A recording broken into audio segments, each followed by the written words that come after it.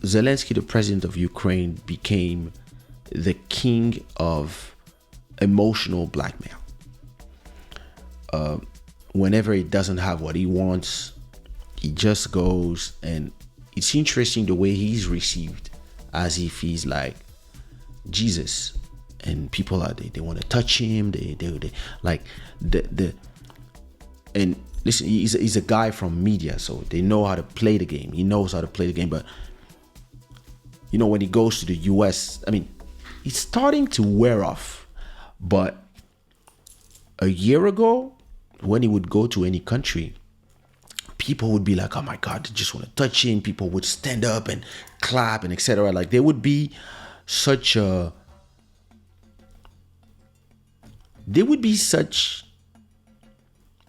display of ass licking wherever it would go, and this decision of everybody, that a collective of just wanting to paint the whole story of this whole situation from one side. For some of us, we were like, because other presidents and of other countries in Africa, in other parts of the world, you look at this and you're like, wait a minute, like when our invaded country, when our president goes somewhere, they don't have standing ovations. There's not all these drama, that is all the storytelling, when sometimes it's exactly the same situation. And when the French or the Americans are invading others people country that are sovereign as well, saying that we need to free people and add democracy, those people are not presented as the victim the way that he is presented. It's not like second coming of Jesus. It's like, you are evil, you this, you that. When you look at a little bit of what's going on right now in Ukraine, he's getting full power. All the political enemies have been silenced or put in jail or fired. And interestingly, it feels like people are starting to open their eyes a little bit and just going back to opening their eyes and just being just a little more realist and just a little bit more, I would say, balanced in their opinions. It's just less emotional and more, okay, what's going on for real, like. And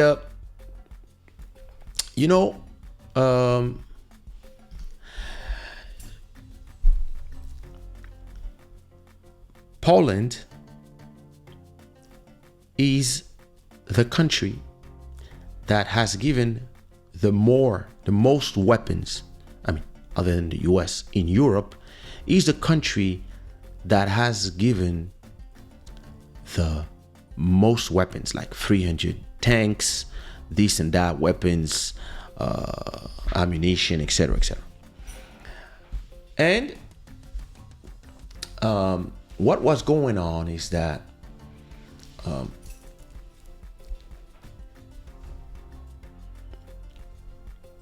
Africa, and this is not a subject because I don't understand why, but Africa and some other parts of the world, I don't understand why, because we have huge lands, we could do it ourselves, but anyway, are dependent on the wheat from Ukraine to be able to do bread, I don't know why we can do wheat ourselves, but okay. All these cereals from Ukraine, they were blocked by the Russians because of the war. They were all blocked because the Russians put a blockade on the Black Sea, right? So, at a point, an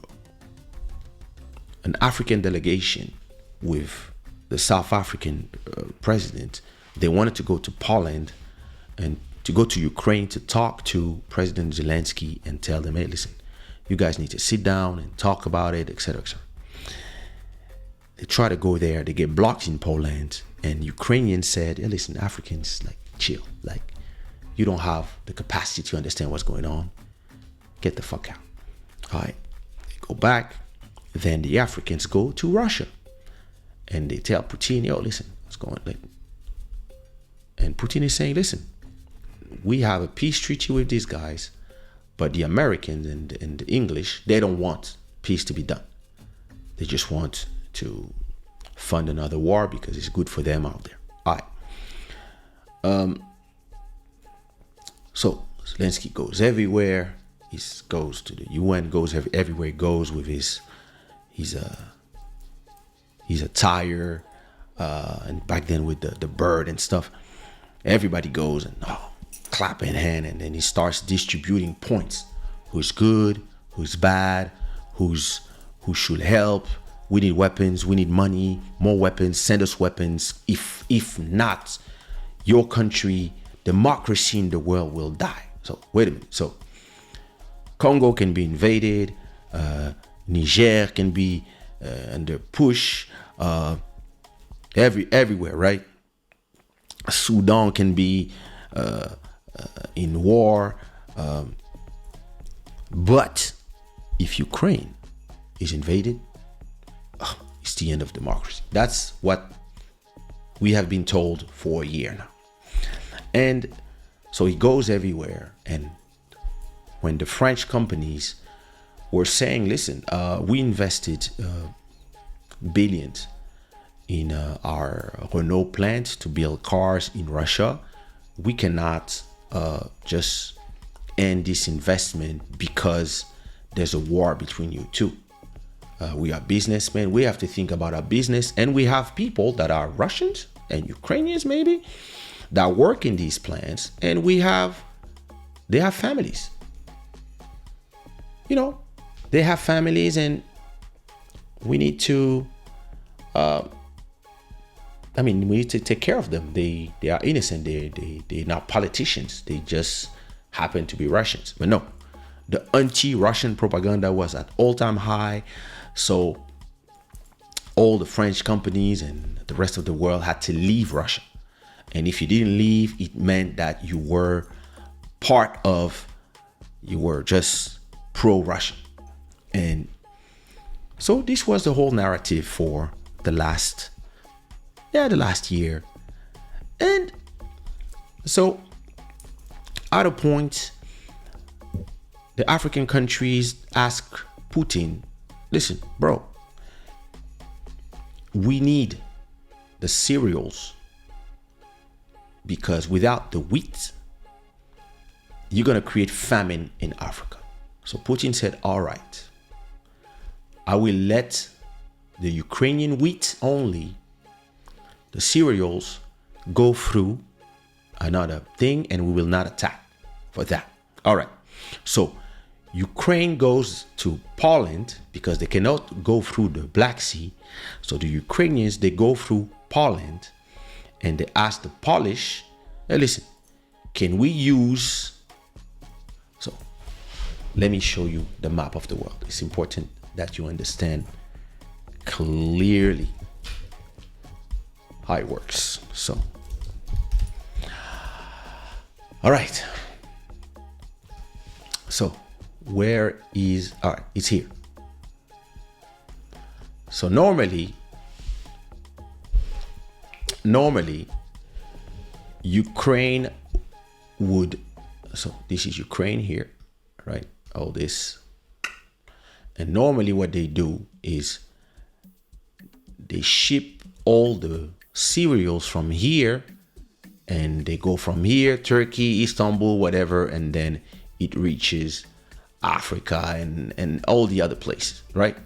But because here there's a blockade from the Russians control all the sea here, the Black Sea, they cannot go through here. So what they did is they went through Poland, which is here, more near the center, right? So all the the war zone is in around here. So what they do, they take all the wheat, they send it here to Poland. And from Poland, it's supposed to continue to a port here, and or maybe by train, continue to the rest of the world. That was the deal. But the Polish said to the Ukrainians, yo, listen, you are sending your cereals here, but it's to sell them in Africa. It's not to sell them here to Poland, Slovakia, Hungary, all these places, because we already have our farms and we already do our business, right?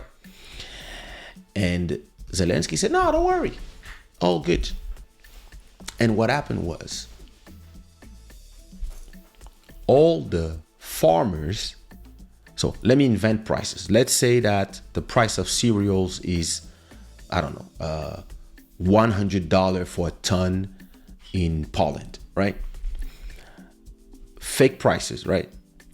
The Ukrainians, when the cereals will arrive in Poland, tons and tons of cereals, they would sell it for half the price, 50, to the Polish people directly, and to the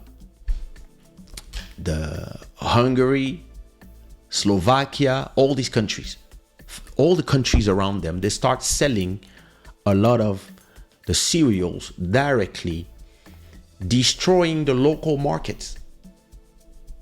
So the Polish start telling the Ukrainians, hey, we are helping you. We are giving you weapons. Can you please stop flooding our market with your cereals and competing with our own people? Because now you are destroying our economy. And because Zelensky is a god now, he went to the UN, I think, or the Europe, I don't remember what. And he starts saying, yeah, you know, there's a lot of countries, they pretend that they want to help you, but in reality, it's just theater. They pretend that they are the allies, but in reality, they are against you. They are pro-Russian. Because now, whenever you say Russians, whenever you say that somebody is pro-Russian, boom, there you go. You are a black sheep now. So he went and he did that. And he said, yeah, you know, all these countries, they pretend they're your friends, but in reality, they're not your friends. Because what you don't understand about all these regions, all these parts of the world, they are a lot like Africa. There's a lot of ethnic groups that don't like each other all around here. There's a lot of ethnic stuff going on here. And these people, they don't like the Russians, the Polish. But it doesn't mean that they like the Ukrainian. It's just the enemy of my enemy is my friend right now. But in reality, if you are starting to having a big head and believing that you're going to sell all your wheat and destroy our market, the Central European market, we don't agree. So what happened was that the European Union signed a law saying that the cereals from Ukraine cannot be sold in Poland, Slovakia, Hungary, etc. And what did the Ukrainians do? They continued their business. They continued selling. Zelensky now. So this week, wait. The president of Ukraine said, you know what?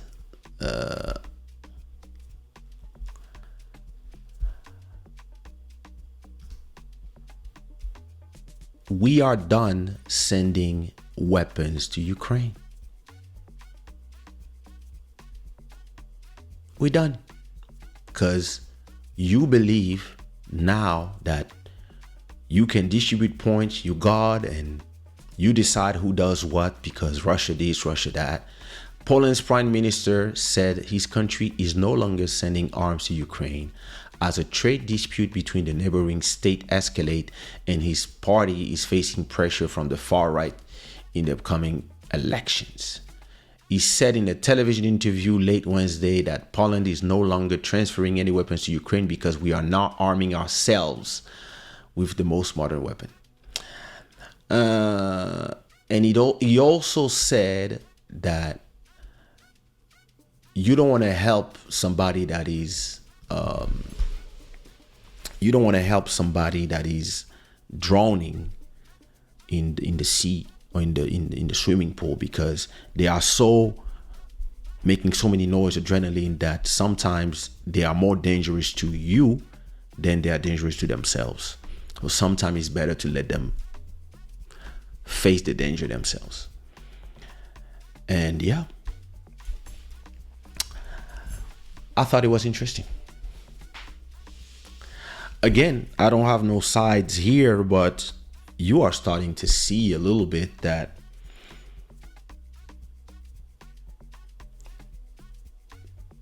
the people that are presented to you as the good and the people that are presented to you as the bad, it's all a question of point of view, and it's all a question of what are we talking about on what subject.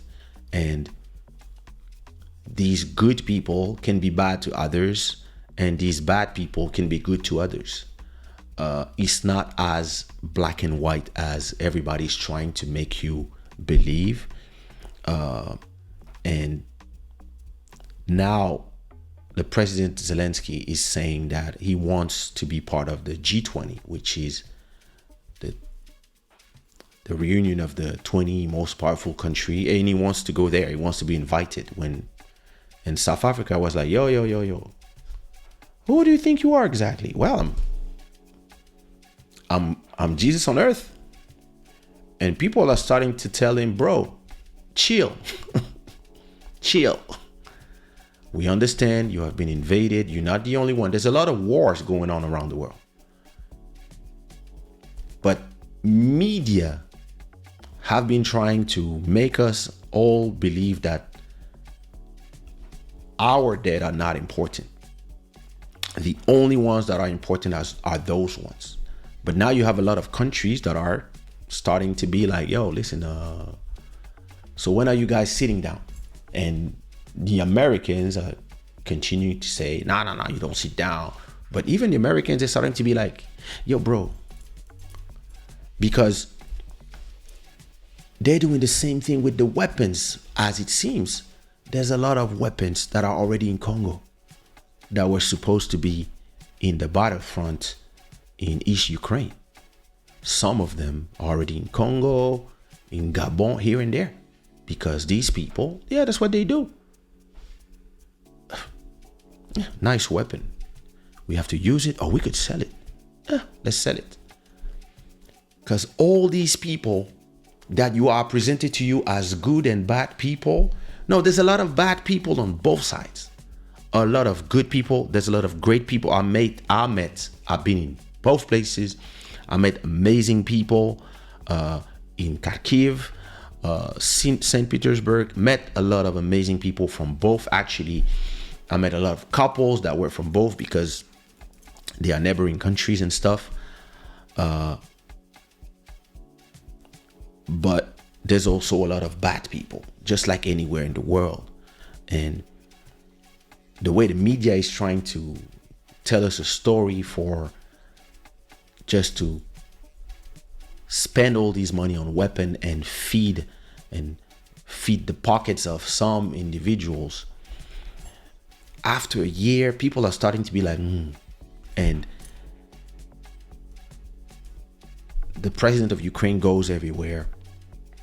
and continues to distribute point and say, nah, listen, if you are not with us, it means that you are with them.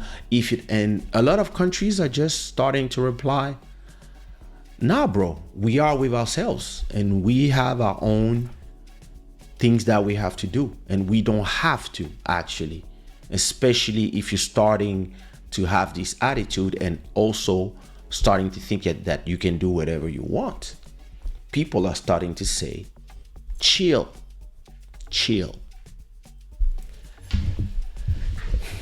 We'll see where this gets us. What are we gonna do? Let me read your last comments, and then I go. Long time I didn't do a 1 hour and a half show, but cool. Listen, what are we gonna do? Tomei is saying, just like Harry and Meghan, Zelensky is just getting boring. Well, it's not the same set, but yeah, the story is starting to wear a little bit.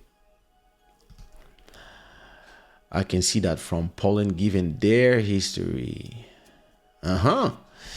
Black Free saying, is Ukraine even a democracy? Yeah.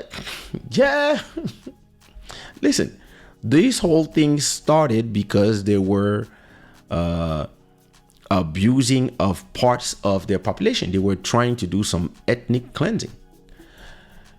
So, hey, listen. Tomei is saying that will never make sense for me. How many Ukrainians fit in Africa? Africa can produce its own cereals, just like Angola and Nigeria could feed the entire motherland. Yes, but these are politics that were also created back in the colonial days, and this is what a lot of these new leaders of the Sahelian Africa are trying to push now. They're trying to push a different way of doing the world, and the Occident is trying to keep the old ways where they were just the winners. They were the controllers of every monetary movement. They were the controllers of the main economy, which was the dollar or the euro, and they would distribute the good points and the bad points. They would say, hey, listen, these are the bad guys. Everybody has to vote with us. Africans, follow us. But now there's a lot of countries that are saying, well, listen, it doesn't work for us. It didn't work. It never worked. And we're done. That's why the African countries, they were like, listen, we're not going to say nothing. And we are just seeing the multipolar world start to form in front of us. I don't know if it will go to its total states, or if we will end up with just two blocks again. Maybe it's going to be China and the US, or it's going to be a lot of smaller blocks like Central Europe, Western Europe, Eastern Europe, Russia and their friends, China and the Asian Pacific, Africa. Maybe there's going to be Northern Africa, Central Africa. Like, maybe it's going to be like this. But this idea that you have just one country and their vassals that are deciding who's the good ones and the bad ones, it used to work when they controlled the movies, when they controlled all the TVs, when they had the control of the storytelling. In the days of the internet, it is complicated to have all the storytelling. You can show Russians that are manifesting against the war, because a lot of people are against war in general. But it doesn't mean that all the Russians are against it. Some of them, they're like, yo, we have to go save our brothers. They are getting killed. So it just depends where you are and what news you watch, and you're gonna see a different point of view. And what they have created, these YouTube things, and Twitch and Kick and Twitter and all these places where we just have the freedom to think. Just think. It's not a question of telling you what is right or wrong. It's just the freedom to think, to ask ourselves questions and maybe not have all the answers, but just think and just say to ourselves, I don't think it's that simple, because it's never simple. Never. No war is simple. No leader that is painted bad or good is completely bad or completely good. There's a lot of wars, like, I'm sorry, like, again, like the invasion of Iraq killed millions of people and nobody cares about them. In the Occidental media, they keep saying, yeah, but they never had weapons. So they lied. And nobody went to jail for lying. Nobody, like, why? Because they have like a joker card. They have a wild card. Like, for them, it's like, nah. And this is what is changing. A lot of people knew this. I also believe that the main mistake, I told this probably a year ago, the main mistake that the Occident did was remove Russia from SWIFT and take all the dollars that they had and tell, like, okay, all these dollars, you don't have them anymore, and start doing a witch hunt and take all the boats from anybody that was Russian that had millions. Like, it was like, what's the point with the war? And all this, I believe it's just the bullying tactics that are not working anymore. So, hey, what are we gonna do?